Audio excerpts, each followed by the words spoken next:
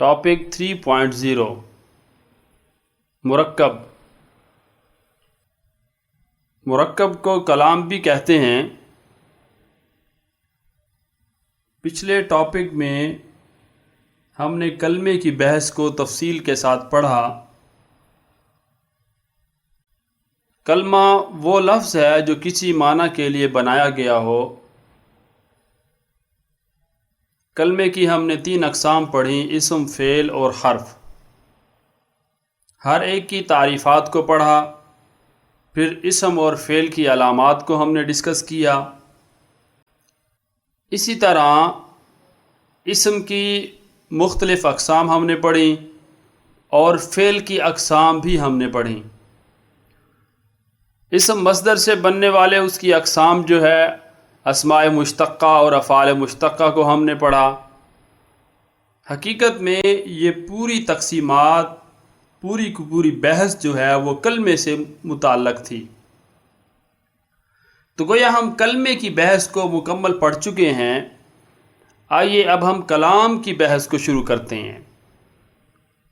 مختلف کلمات کو جوڑ کر، مختلف کلمات کو ملا کر ایک کلام بنایا جاتا ہے۔ جیسے زید ایک اسم ہے اور فعل ایک فعل ہے، تو اگر ہم کلام بنانا چاہتے ہیں تو ایک اسم اور ایک فعل کو جب ہم ملائیں گے فعل زید، تو وہ ایک کلام بن جائے گا، اور اسی کو مرکب بھی کہا جاتا ہے۔ اسی طرح 2 مختلف اسماء کو ملا کر بھی کلام بنایا جاتا ہے۔ زید قائم، زید کھڑا ہے، تو 2 اسموں کو ہم نے ملایا، اس سے بھی ایک کلام بن گیا۔ یہ مختصر کلام کا ایک تعارف ہے کہ کلام کسے کہتے ہیں۔ مختلف کلمات کو جوڑ کر جو ایک سینٹنس بنایا جاتا ہے، جو ایک جملہ بنایا جاتا ہے، اس کو کلام کہتے ہیں، اس کو مرکب کہتے ہیں۔ اس کے 5 سب ٹاپک ہیں۔ اس ٹاپک کے ہم 5 سب ٹاپک پڑھیں گے۔ سب سے پہلا سب ٹاپک ہے مرکب مفید کا۔ اس کے بعد انشاءاللہ ہم پڑھیں گے سب ٹاپک 3.2 جملہ اسمیہ۔ اس کے بعد 3.3 ہم پڑھیں گے، وہ ہے جملہ فعلیہ۔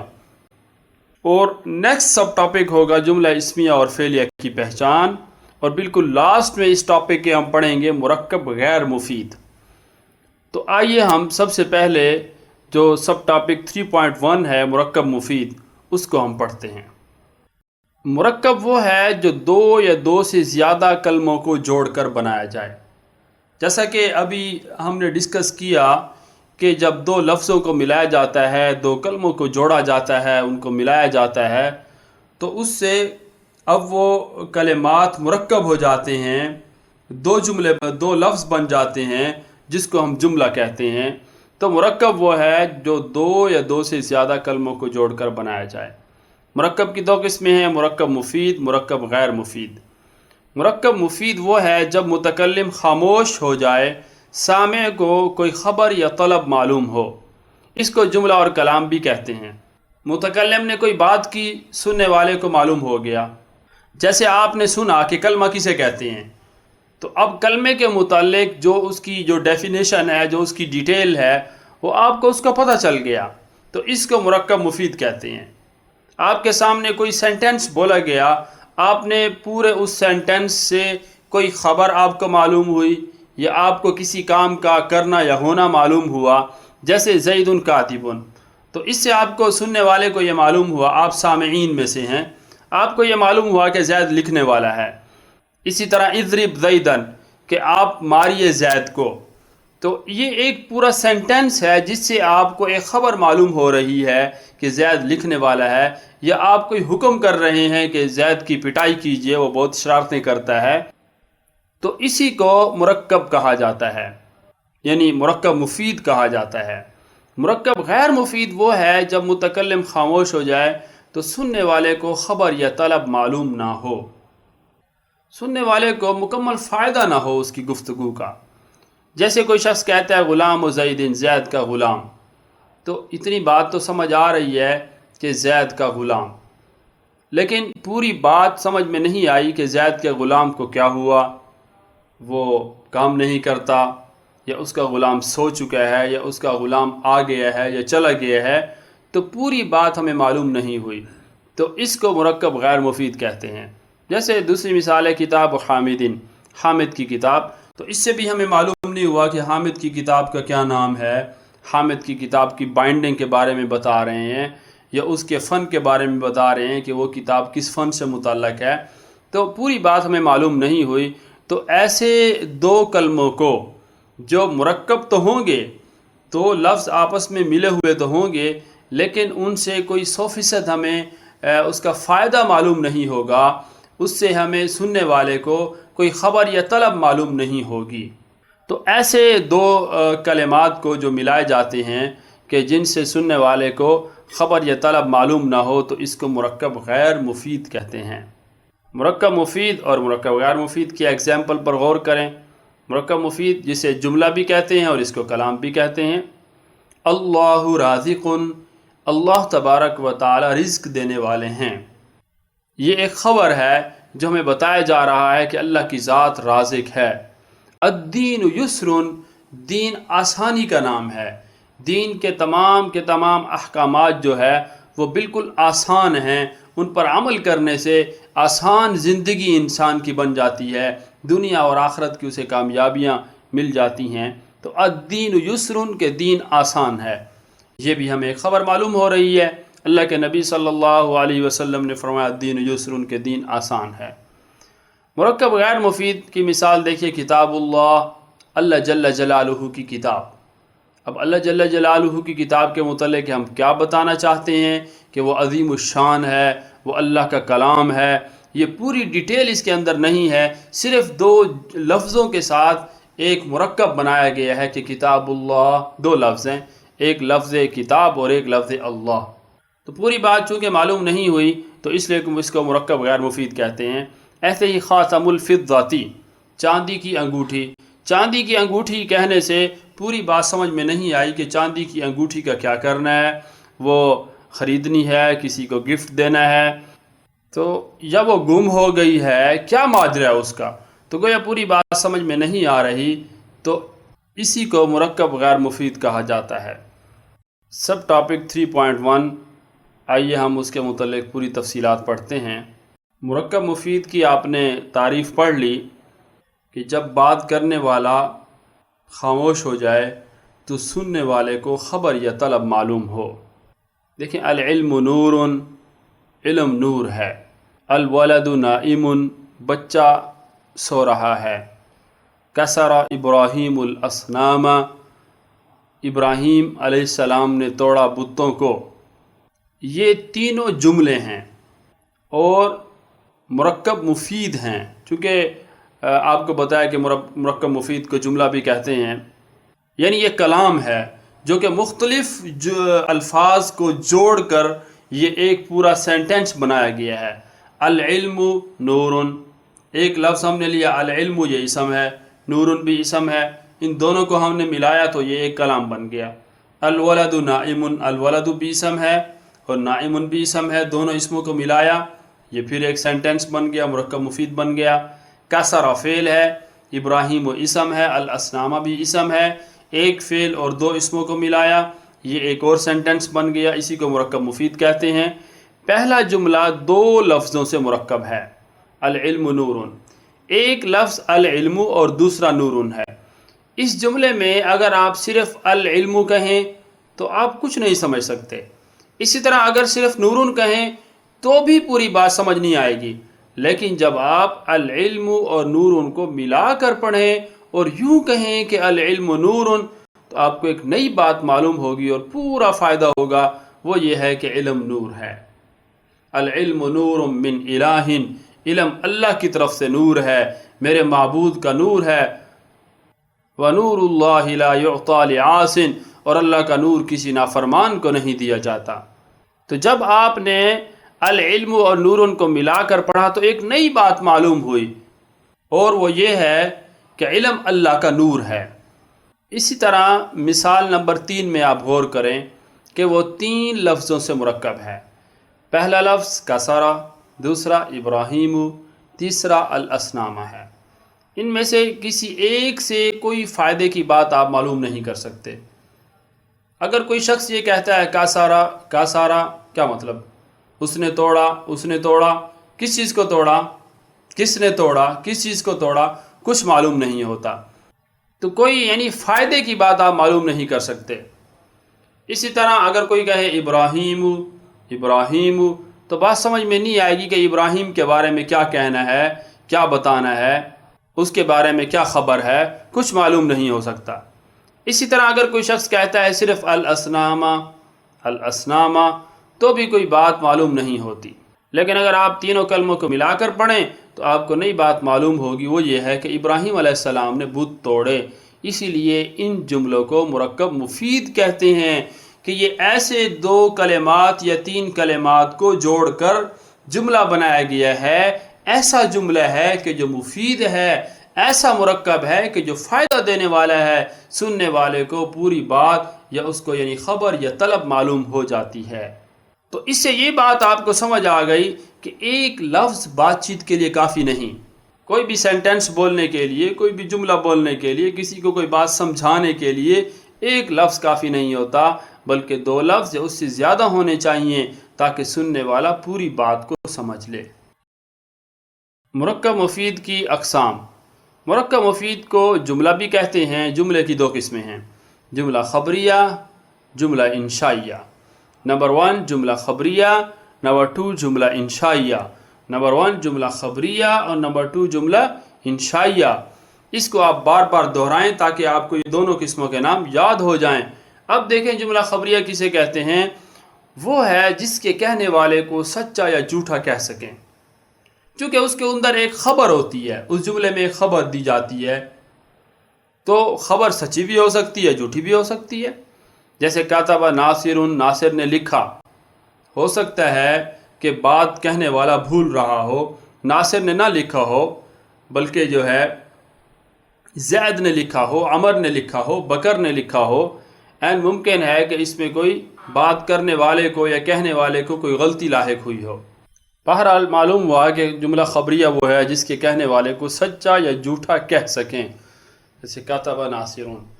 جملہ خبریہ کی 2 اقسام ہیں، جملہ اسمیہ، جملہ فعلیہ۔ ان دونوں کی تفصیل ہم آگے پڑھتے ہیں۔ تو جملے کی دوسری قسم جو ہے وہ جملہ انشائیہ ہے۔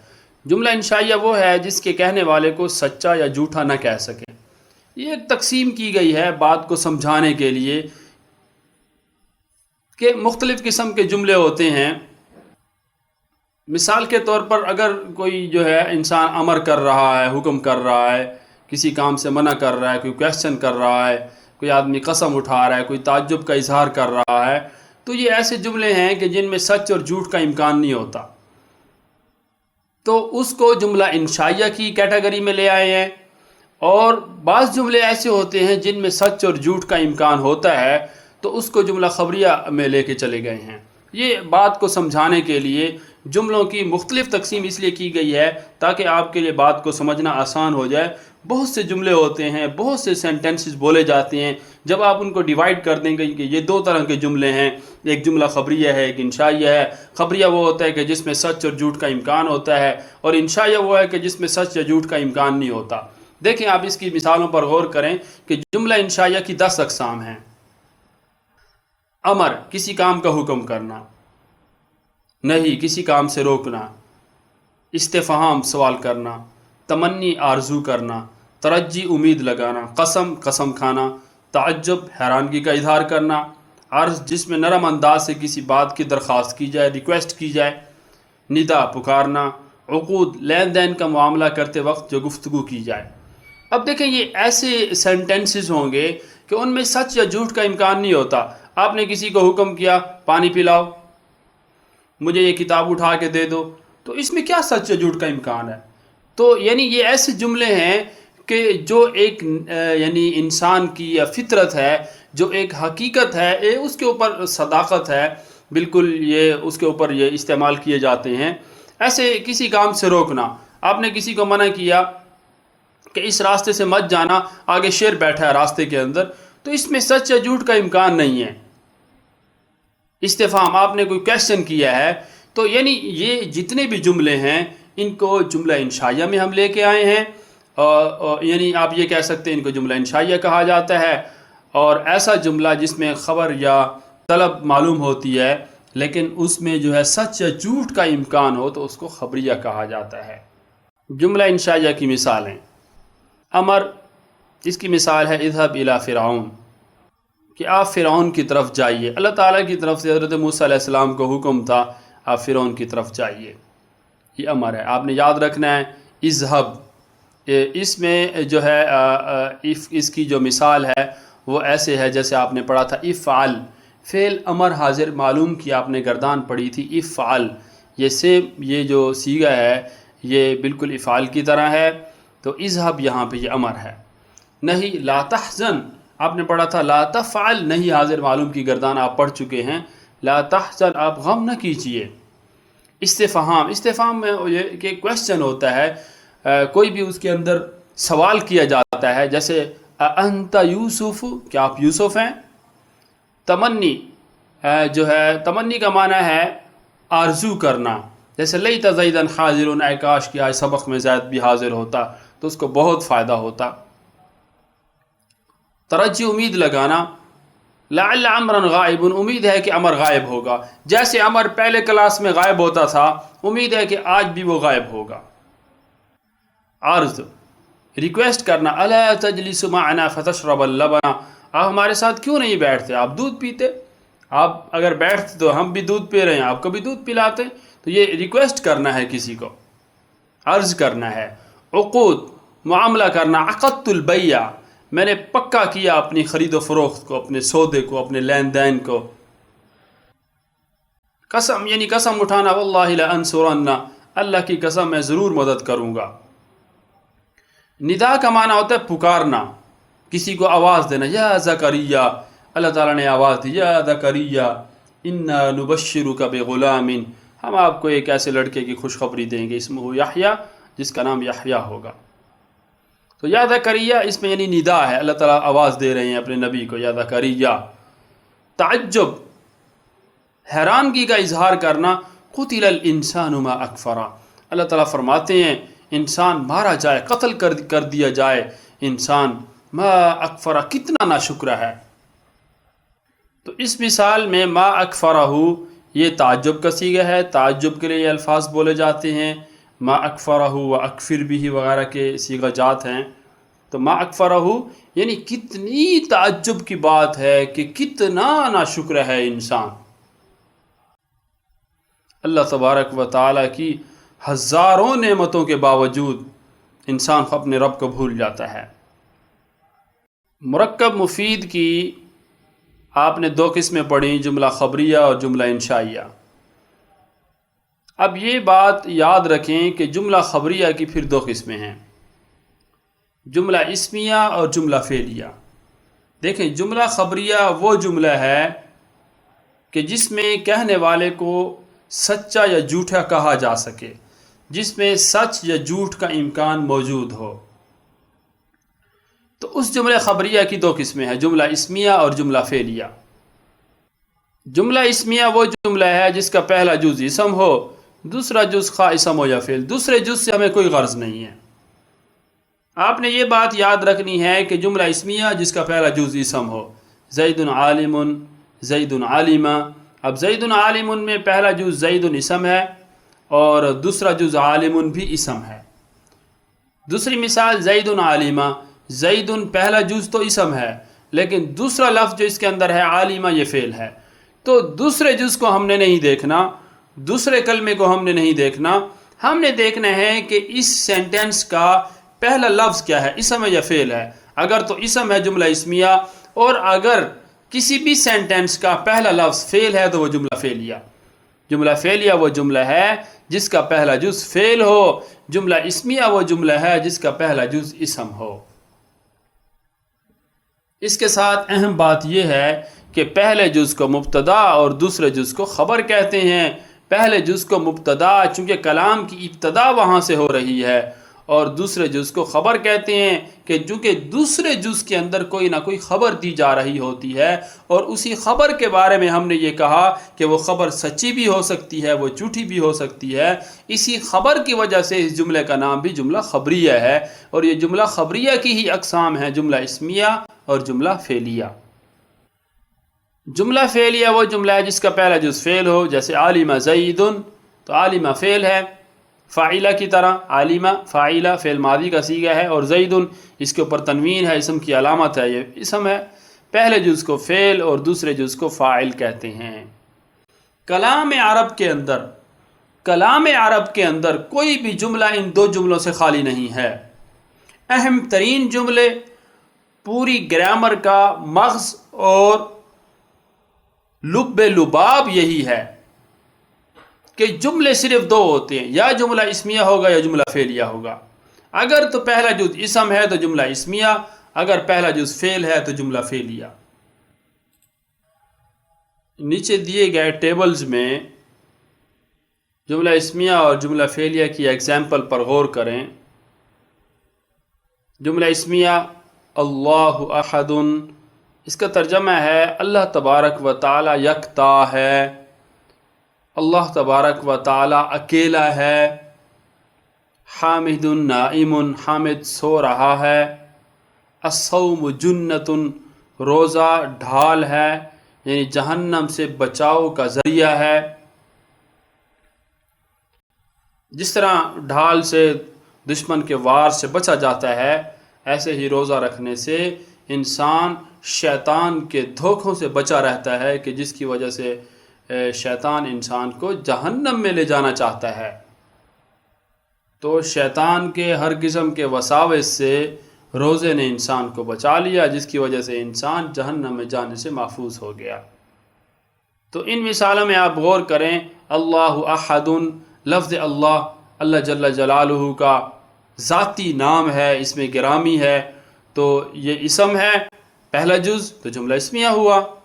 حامد نائم میں آپ دیکھیں، حامد جو ہے یہ پہلا جز اسم ہے، یہ بھی نام ہے، تو یہ بھی جملہ اسمیہ ہوا۔ الصوم جنت، پہلا جز الصوم اسم ہے، الف لام ہے، اسم کی علامت ہے، تو یہ بھی جملہ اسمیہ ہوا۔ جملہ فعلیہ کی مثالیں، کتب خالد، خالد نے لکھا، پہلا جز فعل، کتب فعل فعل ماضی کی طرح ہے۔ سجد ناصر، ناصر نے سجدہ کیا، سجد فعل فعل ماضی کی طرح ہے۔ خلق اللہ الارض، خلق فعل، یہ بھی پہلا جز جو ہے فعل ہے، تو جملہ فعلیہ ہوا۔ اب آپ ترکیب کیسے کریں گے؟ دیکھیں، آپ کو یہ بتایا گیا کہ جملہ اسمیہ میں پہلے جز کو مبتدا اور دوسرے جز کو خبر کہتے ہیں، تو اللہ احد، لفظ اللہ مبتدا، احد خبر، مبتدا اپنی خبر سے مل کر جملہ اسمیہ خبریہ ہوا۔